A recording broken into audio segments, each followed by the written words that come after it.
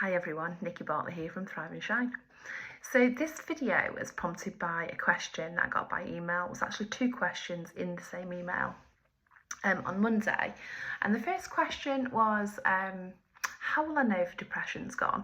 So it's from a lady who's been suffering from depression for a long time, and she has bouts of being okay and getting on with life, and then it'll just hit her again.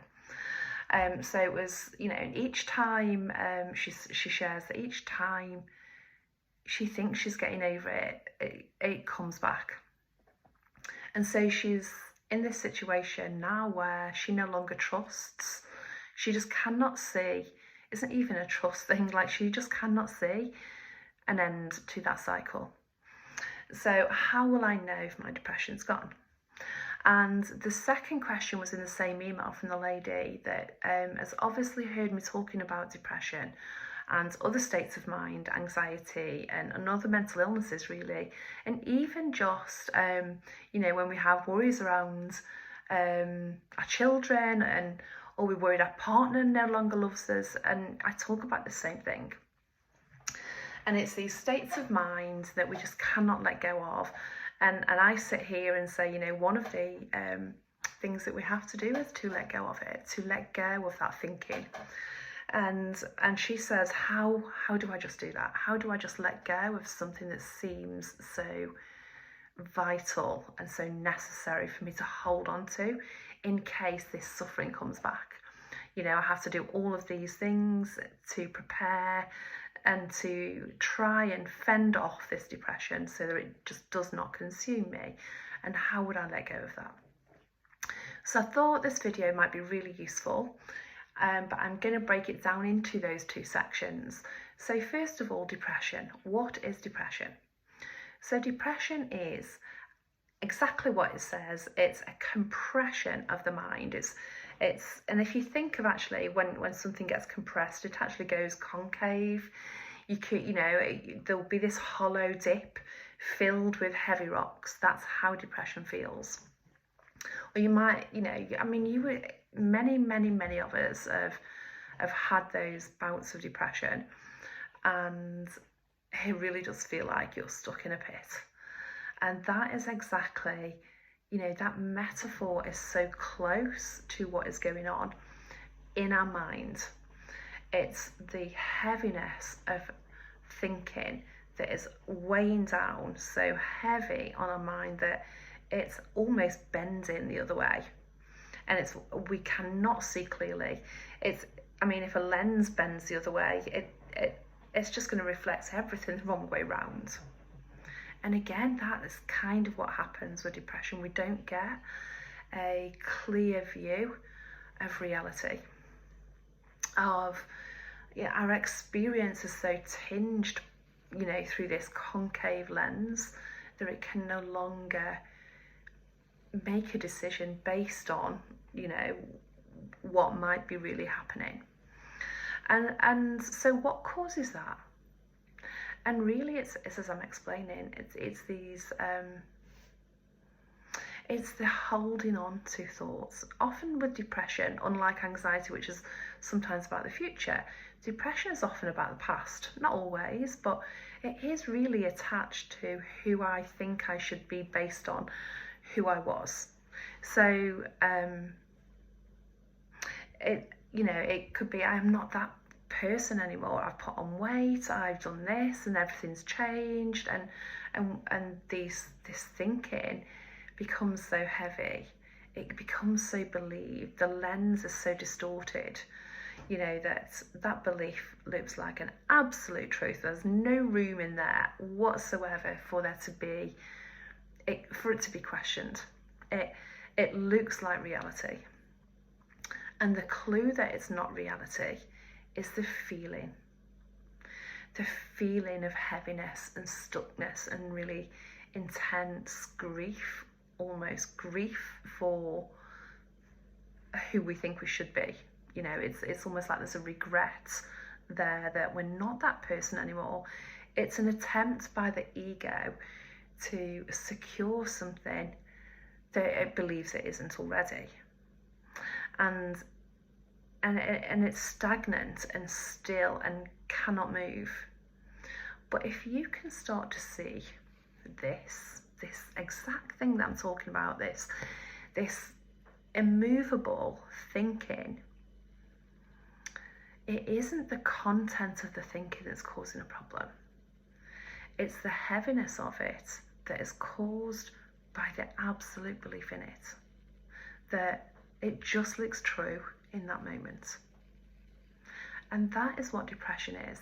That's why it really is. It can feel impossible to crawl out of the pit. And one thing that I work with people around is that we don't need to crawl out of the pit. When we realise the pit is made of beliefs, then that thinking becomes lighter. And often this is going on in our subconscious mind. Sometimes we can't even pinpoint a thought, because depression, it's just a feeling that we're not right. It's a regret that we're not the right person. I'm not the right version of Nikki Bartley right now. I'm not what the world needs. I'm not what I need. It's this, it's the heaviness of that. And so there's no pit for me to crawl out of. There's a realization that belief, like, it has some holes in it. And I can show that it has some holes in it because I'm not always the wrong Nikki Bartley. Like, sometimes I'm the right one. And so, for start, it's not a permanent belief. And I overlook that. It doesn't hang around permanently. Even if, only for 2 minutes a day I can feel lighter. I can feel lighter. And the second is this belief that I'm a depressed person. I mean, that is more belief and more heaviness, more rocks in this pit that's already buried in being a heavy, depressed, compressed belief. And it isn't even true. I mean, I'm not a depressed person. I mean, that doesn't even make sense, really, does it? When we look at that, I'm a depressed person, would mean that is the only thing I am. But if you ask me who I am, I will reel off a whole range of different ideas and labels and beliefs about who I am. I'm not just a depressed person. And that is often enough to start realising that, so these labels really aren't permanent. And that there may be a way out of them. There may be something. And the way out of them is this. It's really simple. It's to see that the weight of them isn't designed to hurt you, but it's designed to get your attention. It's designed to bring your attention inwards so that you can start to realise that you're not these labels and that there may be you're more than that. And that would be your own exploration, is to look at who you are really without the labels. And we get to rewrite our experience. We get to transcend the present experience and onto a new, fresher experience. And that's the lightness that can come from depression. And how will you know that it's gone?